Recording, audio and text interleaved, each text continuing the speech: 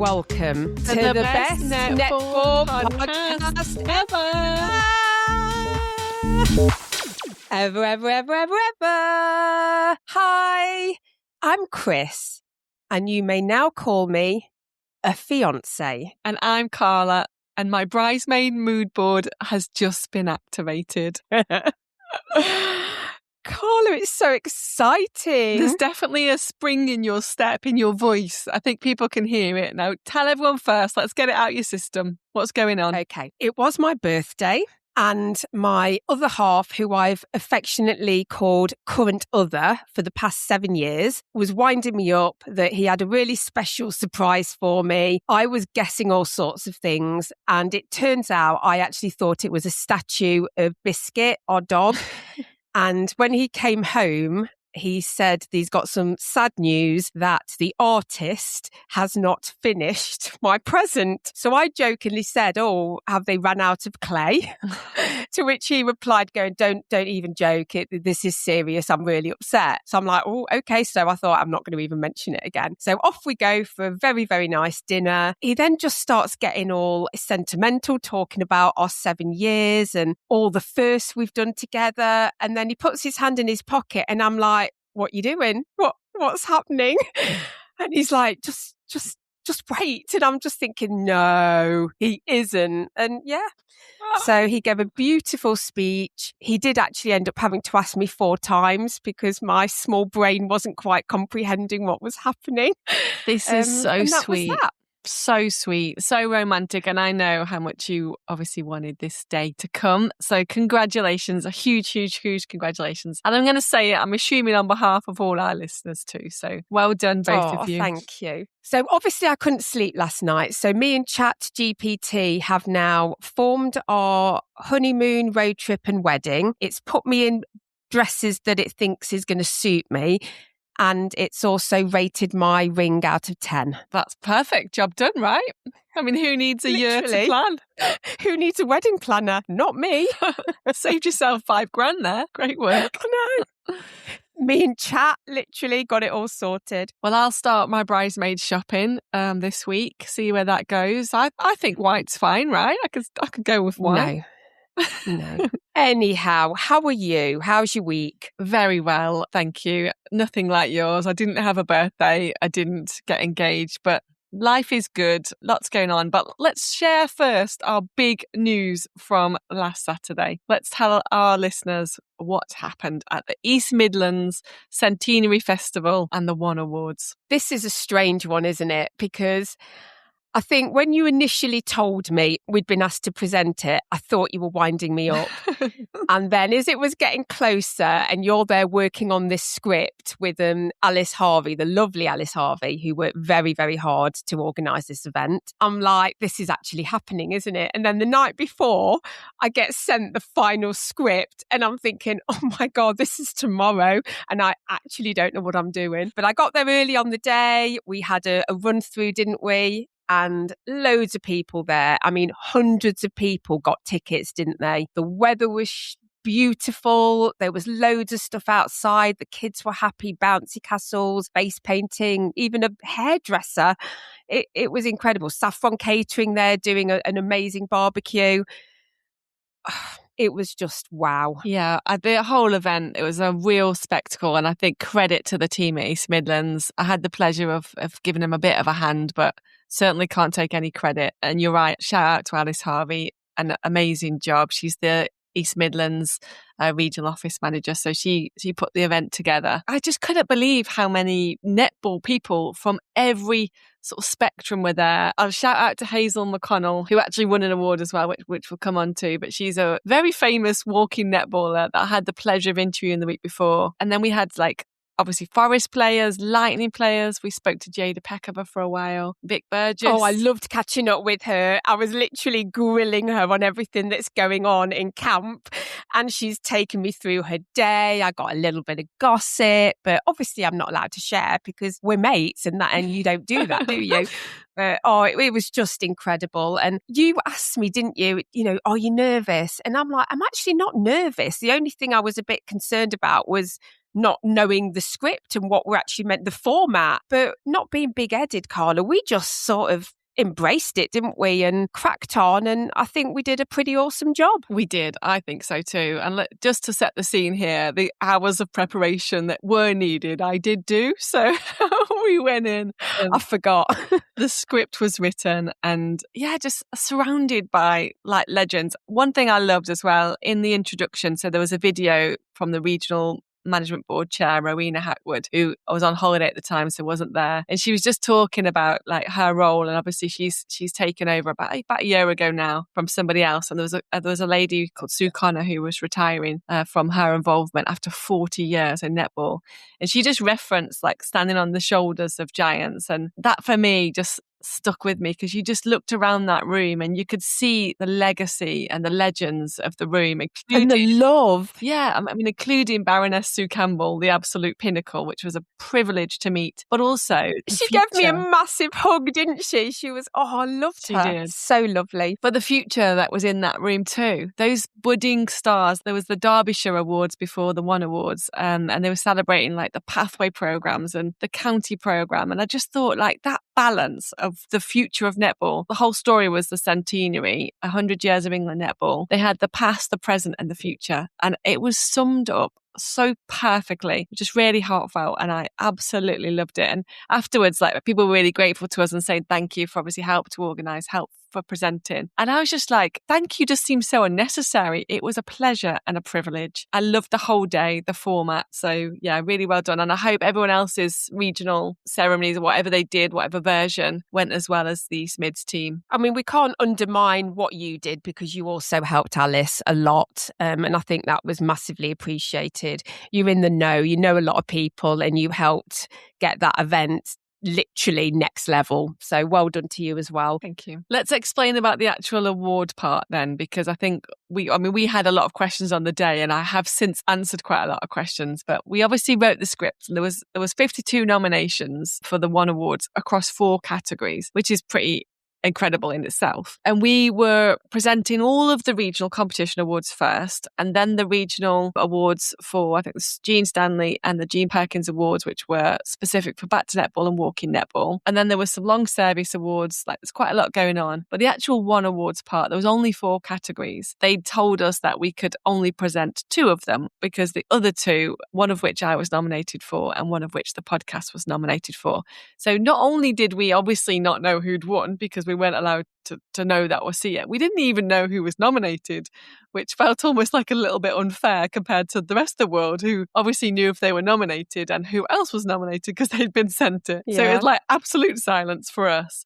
But we handed over to the regional management board for those 2 particular awards. Yeah, let's talk about the Thriving Collective Award, which is what the podcast was nominated for. And this was all to do with groups of people collaboratively working together for netball in whatever capacity. There was nominations for clubs, there was nominations for committees, for leagues, and our podcast was nominated. We don't even know who by, we just know that we were nominated. From what I'm told, from the awards category nomination that we saw afterwards, it was all to do with obviously promoting netball. And like, genuinely, the amount of messages we've had for people that have said we've come back to netball because of you guys, or we've been to our first Super League match because of you guys. They read a little bit out about the nominations, and then we were sat in our seats, and they gave some stats as well to everybody about our listeners and our reach. And honestly, I sat there feeling so proud. From when we first started talking about the podcast, which was last summer, to then it starting in September and to this point in time now, I do feel that we've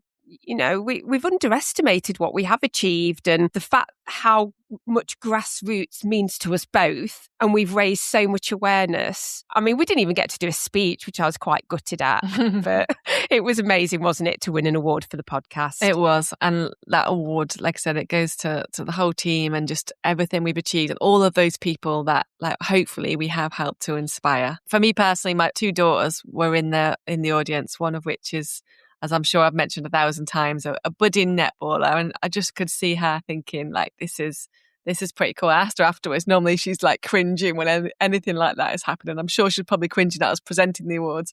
But genuinely, she just said, Mum, I'm really proud of you. And I thought that for me meant the world. Well, my mum was there and she cried. She was like, she's so sweet. I'm so proud. And she said to you as well, oh, you're amazing. And it was lovely. It was just really nice. And you look at the talent in that room that's for our region, and then look across the UK at what talent there is everywhere. This is netball now as it's never been before. Absolutely. And long may that continue. Like it's just on an upward trajectory, isn't it? And just being any small part of that, the chain reaction is huge. I'm so proud. And I'm just glad that netball's having its moment, and so excited for where that will lead. What's next? Well, this weekend is what's next. Where are we going this weekend, Chris? We are going to Brighton. Again, more celebrations for the centenary. It's just never ending. Yeah, this is the Masters Festival put on by England Netball. This is similar to what they used to have back in the day when they did the inter-counties tournaments. So different counties have put teams together. We're based in Leicestershire, and our club has entered a team, which myself and Chris are playing in. Our counties entered 2 other teams, one of which I've been involved in helping to build, which is a performance team. They're going to win. And we've also been involved with what are they called again? The Akuma Vixens, aren't they? Yeah, we've been involved with their dresses, though.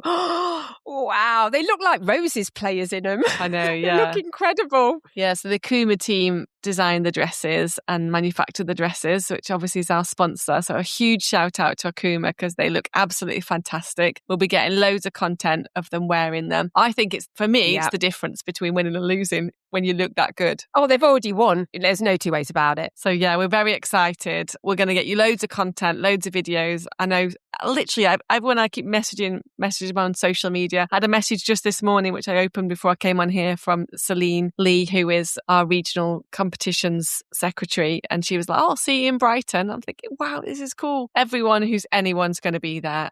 And so are we. And that just reminds me, I had a message from Trish Adudu to say that the Netball Aid team are also going to be there in Brighton. So we'll also see them there too. Amazing. It's going to be great. What else is going on, Chris? Well, I'm missing going to watch the Super League, that's for sure. I don't know about you. I know. Feels like it was a long time ago. It's a good job ago. We have got things like Brighton, isn't it? Because if we didn't, we'd be crying. Yeah, Brighton. Well, we had obviously the One Awards, last weekend, Brighton this weekend, and then very soon Commonwealth Games. You've just reminded me, I've got to give a quick shout out to the lovely netball team Pork Balls, who I was at a tournament last Sunday in Lincoln and they came up to say hello. We had a little group photo. They played really, really well and it was a pleasure to meet them all, and they're massive fans of our podcast. So hi to all of you. Yeah, they were one of our 12 Days of Christmas teams, weren't they, back in December, which feels like a lifetime ago, but they're very cool. It really does. Yeah. So before we listen to the amazing interview with Richo, I think we need to have a little chat, Carla. So the podcast, as we both are aware, is doing amazingly well, more than I think we could have both dreamed of. However, I do have a new job now, and this job is amazing. It is everything I've wanted in a job for a long time. But unfortunately, that means I've got to take a little bit of a step back from being your co-host. What? What are you talking about? Yeah. So what that basically means is I'm still going to obviously be heavily involved in the podcast, because I know that you would be devastated if you couldn't annoy me every single day.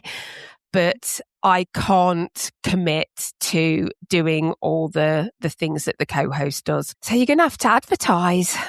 This is a very sad day for our listeners. I think that means, let me think who we could have instead.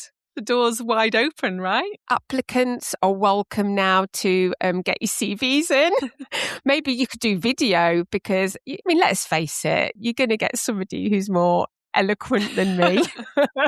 But no, joking aside, I am not leaving, because this podcast started from a little conversation me and Carla had, and it's our baby, and I am not deserting it. I will still be around. We'll still be going to games together and doing content, etc. But yeah, I just can't commit, because what people don't realise is, obviously our fellow podcast hosts will know, is the time that goes into doing these podcasts.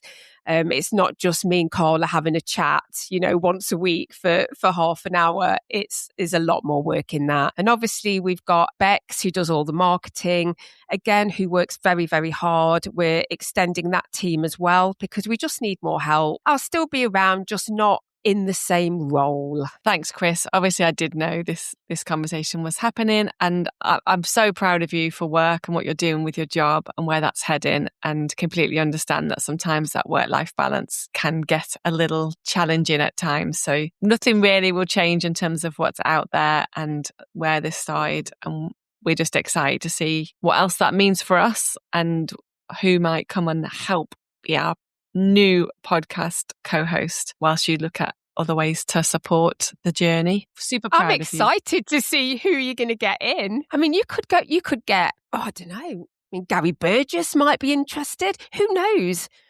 Exciting times. Well, congratulations on what's happening with your work and life. Everything seems to be coming together just perfectly. I'm really proud of you. It does.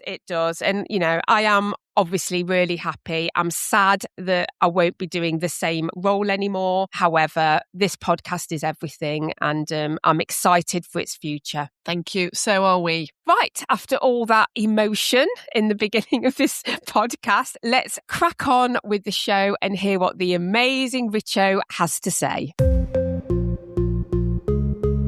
Today we're joined by someone who's experienced netball at the very highest level, both as a player and a coach. Our guest enjoyed a distinguished playing career before making the seamless transition into coaching, where she became one of the most respected figures in Australian netball, coaching across the SSN and now serving as assistant coach to the Melbourne Mavericks, helping shape one of the most exciting teams in the SSN League. She also played a huge role in developing some of the game's biggest stars, including players we've loved watching here in the UK, and is passionate about creating environments where her athletes can thrive. We're really excited to chat all things netball, coaching philosophy and the growth of the game. Welcome to the show, Nicole Richardson, aka Richo. How are you? I'm good, thank you. Yourself? I'm very well, thank you. All the way in sunny England at the moment. We're having a bit of a heat wave. We could compete. I've heard you've had a bit of a heat wave over there, which is a little unusual, and we're in the midst of our winter, but it hasn't been too bad at the moment. Good. It's really lovely to have you on, and I'm really grateful for your time. I'm sure being over the other side of the world and the time difference makes this kind of thing a little tricky, but thank you so much. Our listeners have been really looking forward to this interview, so thank you. No problem. So we're going to start nice and easy. We want to look a little bit at your coaching journey. I mean, was there ever a moment in your coaching journey where you knew this was exactly where you're meant to be? Was it always the plan to go into netball coaching for you? I'm not sure. While I was still playing, I actually did a lot of work at association level netball over in Australia here. So I was working with kind of like 12 and unders, 14 and unders, and sort of combined that with while I was still playing. And from a work perspective as well, trying to juggle playing with work, I used to work for a company called Coach Approach, who went into schools and ran clinics. So even though it wasn't specific team coaching at that point in time, I was going into schools and running clinics, whether it be netball or the other sport I played, which was softball. So I guess at that point in time, I had a love for coaching, and then it just grew from there. And obviously, I don't know whether I thought I'd ever coach at this level, but obviously things have worked out well. And once I finished my career and went down the path to get my coaching accreditations and go through the coaching pathway, and I've done a lot here. I've coached like under 12 level right through to SSN. So I think it's really important for coaches to have experience at that grassroots level rather than just finishing your playing career and stepping straight in at the top level. So I've enjoyed what I've done there at the grassroots level, and I think that's given me a solid foundation to then build at the next level. Yeah, it makes perfect sense. And I know the Australian pathway obviously is crucial into feeding into that elite sport.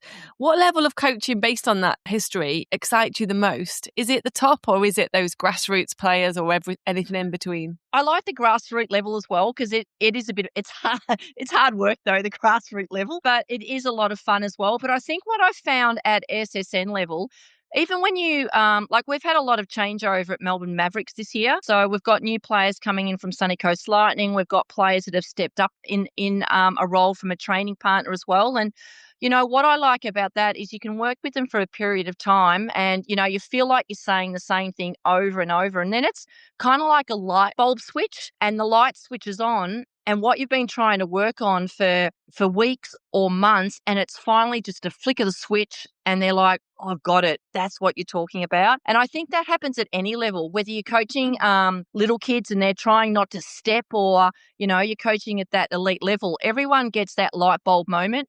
And when that flick switches, to see the excitement on the kids' faces, or, the girls that I'm working with at the moment, as a coach, that's probably what I enjoy the most, and it's really satisfying as in my coaching career. I love that. That's incredible. People often talk about great coaches getting the best out of athletes. What do you think great athletes bring out of coaches? Does it work the other way around? Yeah, look, I think it does, because I'm a coach that I don't mind to be questioned. There's some coaches who are basically, I think, whether you call it a little rigid and not stuck in their way, but it's basically, this is how you're actually going to do it. But I actually like to empower my athletes and work with them, because at the end of the day, they're the ones, and I think I've learnt this through my playing career as well. I had a coach that was very empowering of me throughout my career in Marg Lind. Sometimes what a player feels on court is very different to what a coach can see or think that is happening from the sideline. So I think it's really important to empower the athlete,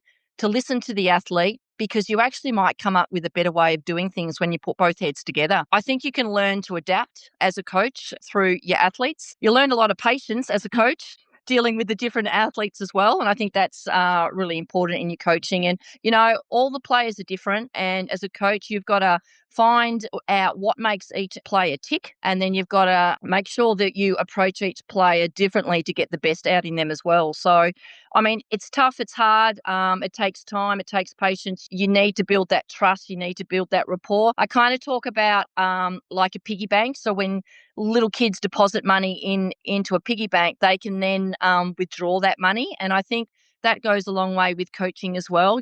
I've got to deposit my time. I've got to get the respect from the playing group. And then once I build that, I can then withdraw back from them and go a little bit harder. So I was listening to an interview that you did in 2016 just about completing your high performance coaching accreditation.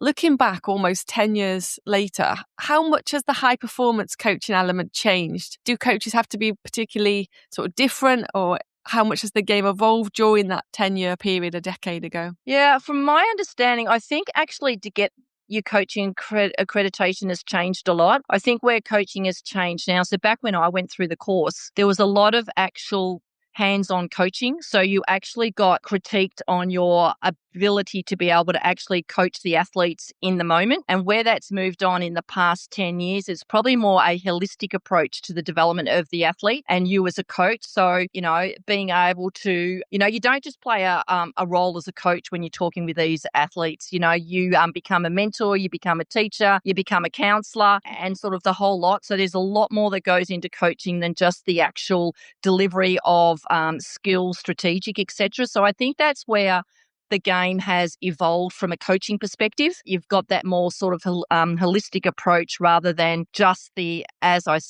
coaching of the game. And that's where the course has changed a little bit more. I think they do a lot more delving into themselves as an individual and as a coach rather than just the actual skills of coaching the game. Yeah, definitely. And I think in sport, a decade feels like a lifetime sometimes, doesn't it, with the evolution and changes that happen both on court, off court, in the environment generally. Yeah, I mean, the sport's gone a long way. I mean, I look when I played many moon ago, the girls now, they're full-time athletes. Not only do they have to step out on the court and perform, but they've got everything else that comes along with the game now. Like back when I was playing, you didn't really have to worry about social media, but that's a big part of sport now and the role of the athletes. And then they've got their commercial sponsorship. I think it has changed a lot in that perspective. So let's talk about the Diamonds. Exciting time for them. There must be enormous pressure being involved in the coaching team at Diamonds. Australia are pretty much expected to win almost every time they step out on court.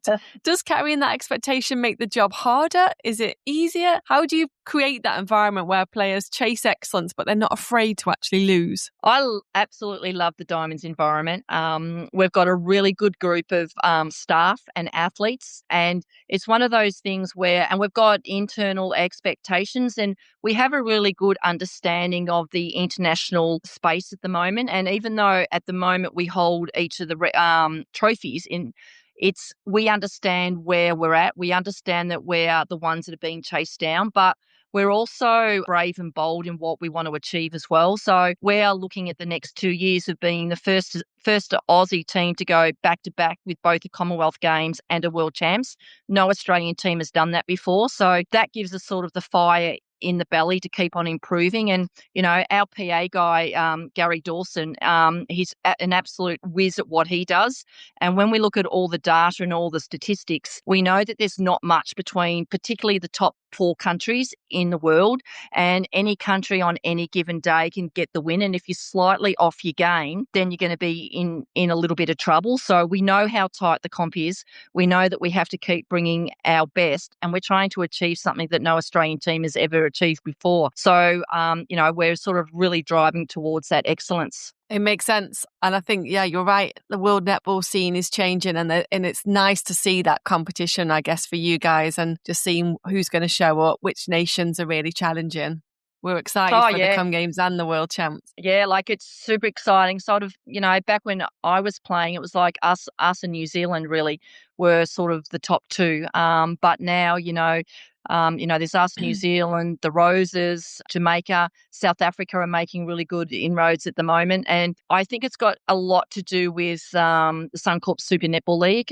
You see a lot of imports that are now coming across to Australia. You've got imports playing in the league across in England as well. And that's just strengthening those players. And we've had a look at stats of players that have come across. So those that have been in the league for a while. So someone like a Shimona Nelson, who's at Mavericks, we'll talk about her. She's been in the league for, I think she's about her 9th year now. Gary's got stats on a percentage of where he would have seen Shimona when she first came into the league to where she is now. And the percentage growth in her individual play is incredible. And that's happening across the board with all athletes that are coming into our competition. So if they're improving as individuals, then they're going back into their own country and improving the standard back in their own country at international level as well. So we're really aware of that. But we also look on the flip side of that, and particularly this year, we've had the influx of the New Zealanders coming over. But we look at the positive side of that is that that's given our Aussie Diamonds players opportunities to play against these international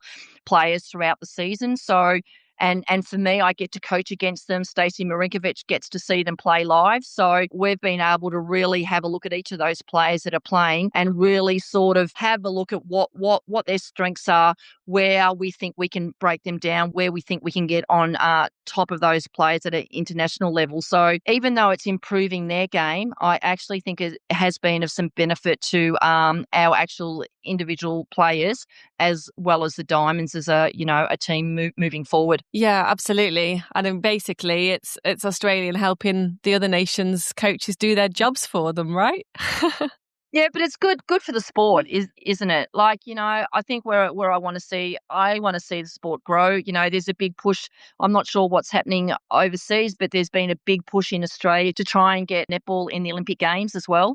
So that only gets in the Olympic Games if we can further develop the game across the world and strengthen it so it doesn't become a top 4. We push it out to a top 7, a top 8, and we continue to grow this game across the world. Definitely. We're 100% behind that in the UK. I think there's so much talk at the moment about what the sport needs to move forward to that competition. Yeah. And that brings nicely on to my next question, actually. Obviously, you've just talked there about players coming into the SSN and the impact it's having on the other nations and those players' performance. How does that translate the other way around? I mean, you coached Jackie Newton during your time at Magpies. She's obviously now playing for the Dragons in the NSL. Having worked with players like Jackie, I mean, what qualities are they bringing to the UK and to the NSL? I think from my perspective, and even you have a look at someone like Al's gone back to Thunder this year, having spent, a couple of years at Mavericks. So I was able to work with Al as well. And I think what they do is that, SSN is a beast of a competition. It is just the day in, day out grind of a competitive training environment. And then each week, it's the same as the international, again, with the top 4 countries. Anyone can beat anyone on any given day. And if you don't turn up, then you will get found out. And, Australia's renowned for that typical one-on-one defence as well. So the athletes are probably taking that more one-on-one aggressive defence style across to England as well and around the world. So, and that's completely different to what others have played before. I know, talking to the Roses players, and even when you read comments about the Ferns and all that, is that the typical Australian one-on-one defence is very, very different to what they're used to. Obviously, we know Kiwis play that real aerial defence, and having a look at the Super League across in England at the moment, the defence is still very different to what's played out here. So it's really that tight, dogged, relentless one-on-one marking, tagging.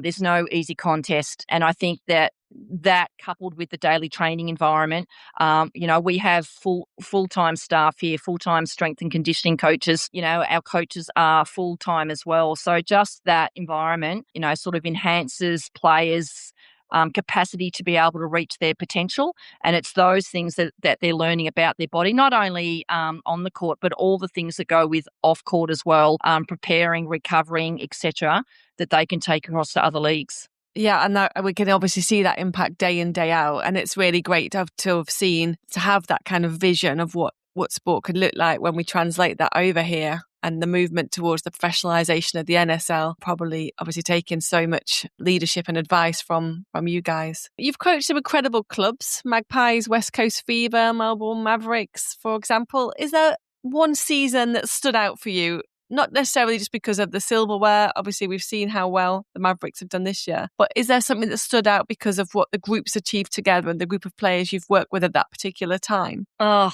wow. That's a great question. I've been fortunate enough to work in some fantastic environments and with some fantastic people as well. I look at my time. I first got involved actually as a specialist coach. It was the best job in the world. I was fly in, fly out for Stacey Marinkovic over at West Coast Fever. I'd travel across to Perth for 4 or 6 weeks pre-Christmas, go back over post-Christmas, and then I just fly up and down the East Coast come the season. So I spent some time across there, and then obviously went into the Collingwood environment where I spent a couple of years as an assistant coach under Rob Wright before taking on the head coach role there. And, you can pick seasons where there's things that you can pinpoint, like the year, I'm trying to think, I was an assistant coach.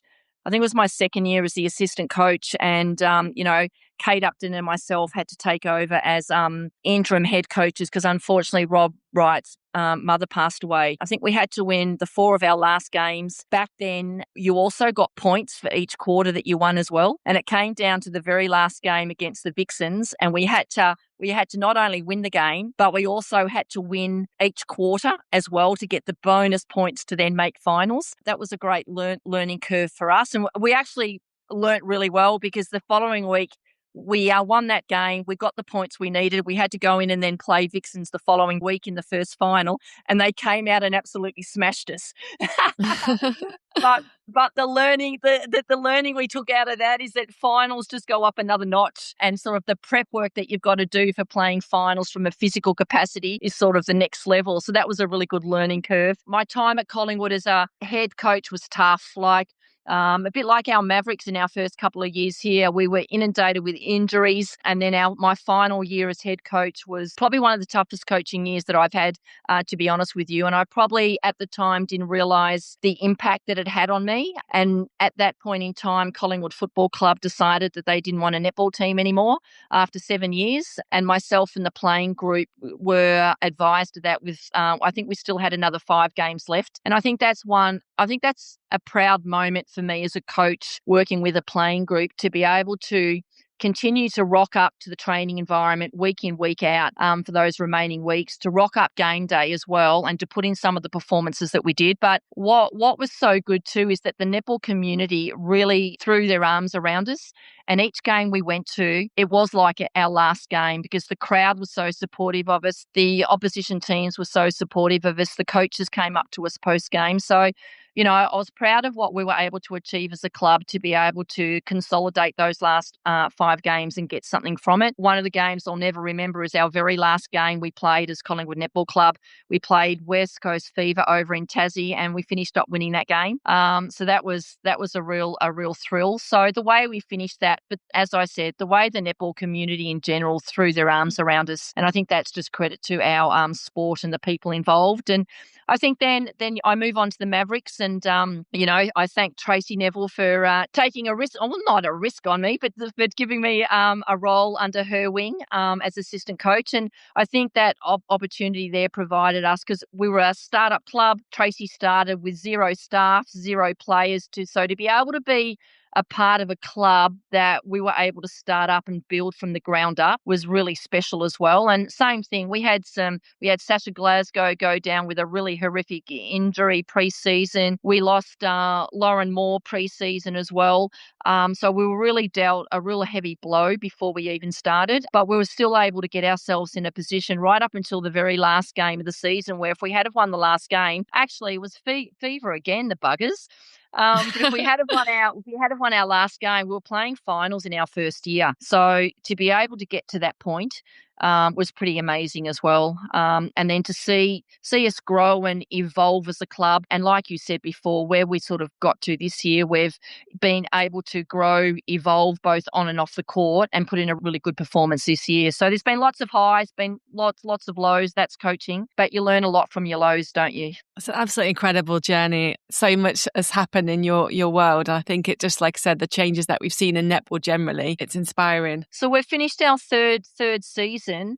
We have not played a single game with our initial contracted 10 in 3 years. Yep, in 3 years. It's been a crazy start, but a exciting start as well. So I'm hoping we can continue that next year, and maybe we get to play with our contracted 10 initially next year. Like playing with your hands tied behind your back.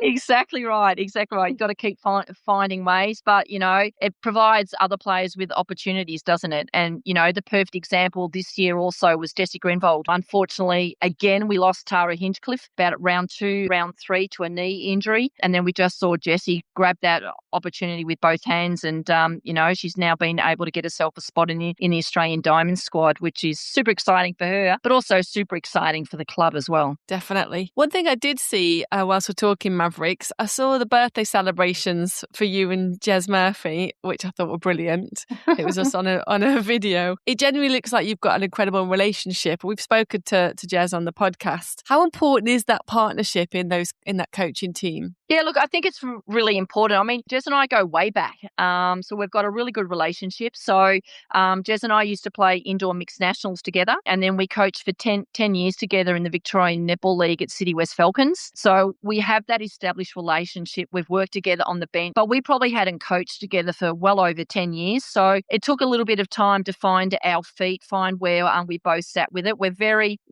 alike, but also very different. And I think Jez talks about we're probably 70% the same and 30% different. And, I had to find my feet. As you can see, Jez is sits on the bench, very quiet, very very tame and timid. Well, not timid, but very quietly spoken on the bench. And, I play every ball with my heart on my sleeve. So as an assistant coach, it took me a little bit time to find my space and be able to be my natural self without overstepping Jez. I didn't want to do that when he was head coach, but, it's important that we can bounce ideas off each other. And then, depending on what happens, there's no ill feeling afterwards. And I think that comes from, the relationship that you do have. At the end of the day, Jez has given me I've got a platform within the Mavs environment to be able to voice my opinion, which is fantastic. But at the end of the day, Jez is the head coach, so the final decision does stop with him. But obviously for me, I'm very, very supportive of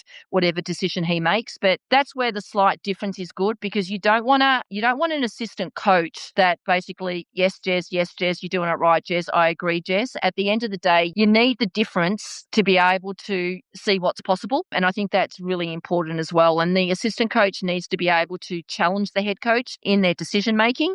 And then at the end of the day, be able to support that coach in whatever decision's made as well. Definitely. And we've obviously those relationships will happen in every club, won't they, in every team, and you need a village to raise a team as successfully as you guys are. Obviously, we talked a little bit about some players that you mentioned that obviously had opportunities due to injury in your team. Are there any young Australian players that we should be keeping an eye out on the next few years? Have you seen any talent emerging through that perhaps hasn't been shouted about as yet? Oh, I think there's a lot of young talent coming through the SSN at the moment. You know, you've got young Grace White, who's playing for the Swifts at the moment, and she's had a standout season.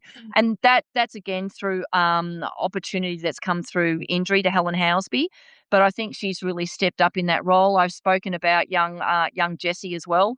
So there's a lot of good youth coming through the system, which is exciting. And we just got to find opportunities for those players to flourish. And I think there's a lot of talk over in Australia, and that's the balance of being able to invite internationals in. Then there's the balance of, are they actually taking up spots from Aussie players?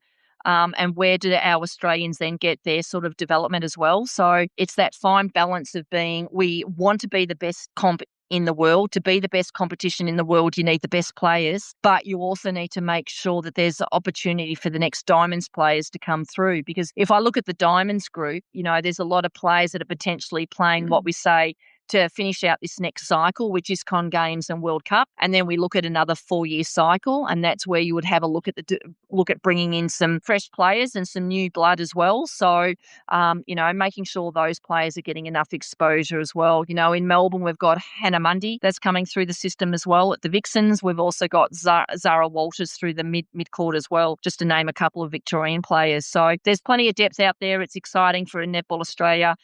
We've got to find positions for these teams in our best competition in the world and sort of continue to support their development as well. Makes such good sense. And I guess it is just that balance, isn't it, of where the spaces go to in a reasonably small league. We've got 80 players, and we've got probably, the count would be up around 20 in internationals, maybe 20 or so internationals. So you're looking at only 60 spots for Australians, and we've just signed the next deal for the broadcast as well. So it potentially doesn't look like there's a new team coming in for some time at the moment. So, do we look at expanding numbers on teams to try and get the future of Australian netball opportunities? I mean, we're lucky enough that we've got a SN reserves competition that a lot of our training partners play in as well, and that's changed format over the past couple of years, which is good. But we want them playing against the best players in the world as well. So as we've spoken about, it is trying to find that balance to continue to nurture the next generation of Diamond. Yeah, and it starts right at the beginning, doesn't it? In the schools, in the foundations, in the pathways. Let's talk quick fire questions. So straight off the top of your head, no need to think, no worrying about who to offend. Oh, no. It's pretty painless, don't worry. So best player you've ever coached? Ash Brazel. Toughest opposition you've ever prepared for? Oh, is that myself as a player or is that myself as a coach? There you go. You answer it however you like. Well, for me, a player, one of my ones that I found tough against was Temepara George. I played centre and she was a centre as well, and we're completely different athletes. She's short, speedy, I'm tall and I don't have speed. So having to try to control that. But I think at the moment, if I have a look at the moment, I'd have to have a look at the Adelaide Thunderbirds. They're a team that at Collingwood we didn't have a lot of success against, and at the moment they're the only team we haven't beaten at Mavericks. They're one we're trying to get a head around. We would have loved to have had another opportunity against them this year. The last time we played them, we lost by 4 goals. So I was hoping we could get another run, but looking forward to playing them next year. Brilliant. Fitness training session or a tactic training session? Combine both of them together. I'm someone that goes to training and I was like this as an athlete. I loved it, but I'm also like this as a coach as well. I loved working hard. So if you're doing a tactical session, as long as it's got some intensity to it, that's right down my alley.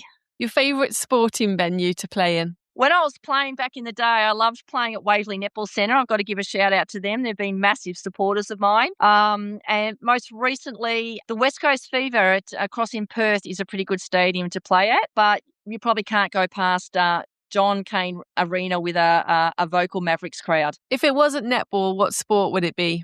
I think you might have answered this earlier when you said what you also played alongside netball. Well, I did used to play softball. So I had some success as a softballer. I played Aussie rules football. I loved football. That was the very first sport I played, and I actually got banned for being a girl. So it's really taken off here. So I reckon if I had been a young kid growing up now, I would have been a AFL footballer. But as a young kid growing up, whenever it came to tennis season, I used to get my racket out and ball and hit it against a brick wall. And I used to always curse my mum and dad for not putting a racket in my hand. So maybe footy or tennis. What's one word that describes the Diamonds culture? Inclusive. What's one word that would describe Mavericks team? Maverick. What's one thing your players say you always repeat at training? What I have been saying lately, and I don't know whether they would say, but what I've been saying for this season, I've used it at the Diamonds, is be the best at things that don't require talent. Love that. Yeah. Such good advice. Do you like quiet after a match, or you turn up the volume? It depends if we win or lose. Good point. If we lose, I'm very quiet after a match. And if we win, I don't mind turning up the volume. You've seen how we celebrate. We definitely enjoy to celebrate our wins. So, yeah, it depends on the result. That's the end of the quick fire. You'll be pleased to hear. I've got one final question. So we often celebrate medals and trophies, but success obviously means different things to different people. When you eventually walk away from coaching, what would make you look back and think, that's a career I'm really proud of? Oh, wow. We're getting deep into philosophical. What I love about my role is that I see that netball has given me so much in my life, that coaching gives me the opportunity to give back to a sport that's given me so much. And what I think I'd look back on and be proud of is that I gave it my best. I left no stone unturned, whether I was a player or a coach, and that I'd like to think that I've been able to help an athlete realise and reach their potential. Both on and off the court. That's brilliant. Absolutely brilliant. Richo, I cannot thank you enough for your time. We're really grateful. It's such a good insight into the SSN, but netball generally, coaching. You've been an absolute star, and thank you. The UK audience that we have and all our audience all around the world, I'm sure will really resonate with everything you've talked about. How did I do, Chris? How was that interview? You're absolutely awesome. And how lovely is she? Literally, she is like netball world. And you know, we carried on that conversation long after we pressed stop on the record button, because I think she could have talked forever. And I'm so grateful that people like her give us time over here in the UK. I can't understand how, it blows my mind that people will spend that level of time to our little podcast and all our awesome listeners over here. So yeah, thank you to Richo, and thank you to all the guests we've had on. I think we just forget this is people's busy lives, and yet they're willing to give us time to help. When are they actually coming over for the Commonwealth? Just, I think, a few days before. It must be so crazy to come halfway around the world. But yeah. It's crazy. Well, they're going to smash it though. We know they're going to smash it. The team is absolutely unbelievable. Yeah, definitely. And just Australia, I mean, let's be fair, are the one to beat. The ones to beat. Yeah, they're coming to win. They don't take anything lightly. I thought it was really interesting to explore that conversation around how much pressure it must be when you are always seen as the top. How is it worse? Is it harder? Going into everything knowing that it's yours to lose almost must be a different level of pressure that I'm guessing most countries don't experience. And that's the same, I guess, for all sports when there is someone that's perhaps dominating that number one spot. I think all the countries are going to be feeling it. The competition is so tough,